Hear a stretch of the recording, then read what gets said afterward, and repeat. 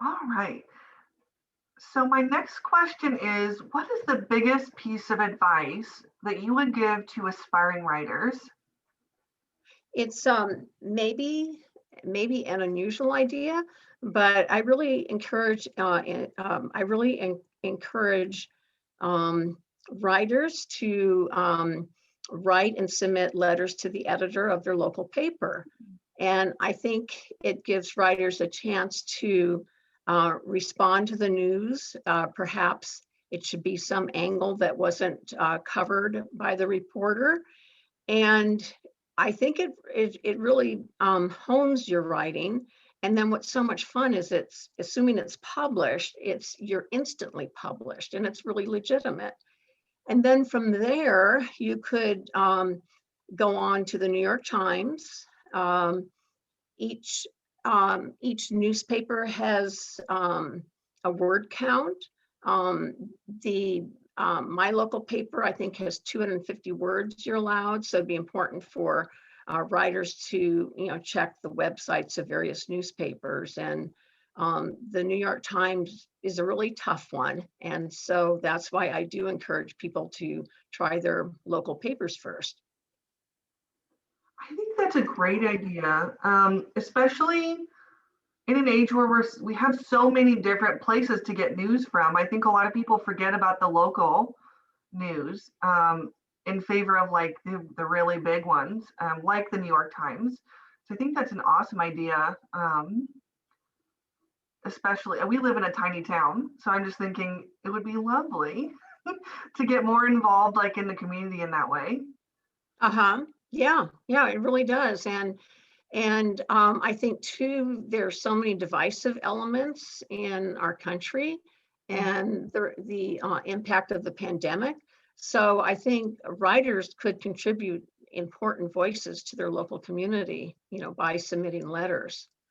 And then some newspapers allow you to submit no more than one per month.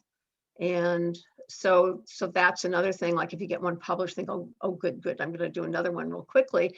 And I think waiting a month is probably a good idea. Definitely. I find that even when we have a bunch of ideas, sometimes it's nice to let them simmer a little bit.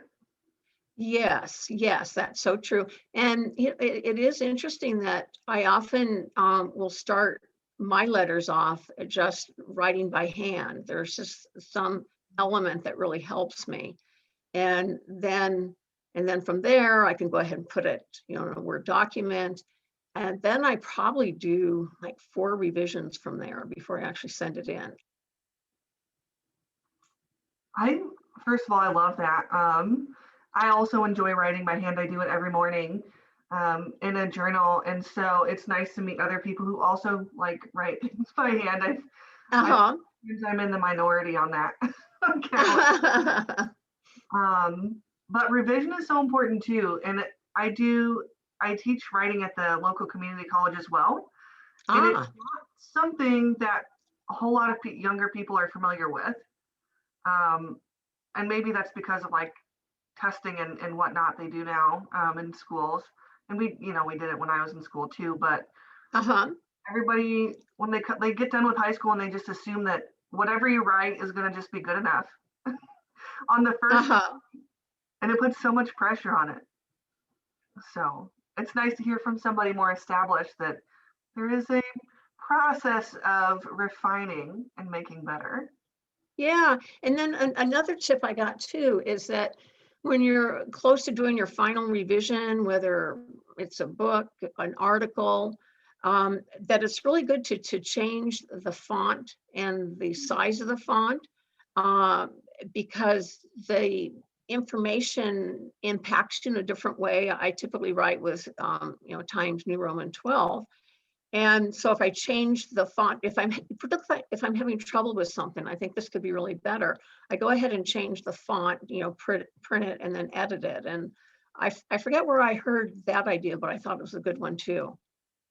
Definitely. I've never heard that one before, but that's a really good idea. I usually highlight things. Ah, I can like find them in the page, but I like uh-huh, talking because it's more subtle. You'll be able to tell without going, oh man, that's where I got stuck earlier. uh-huh. Yeah. Yeah. That's excellent.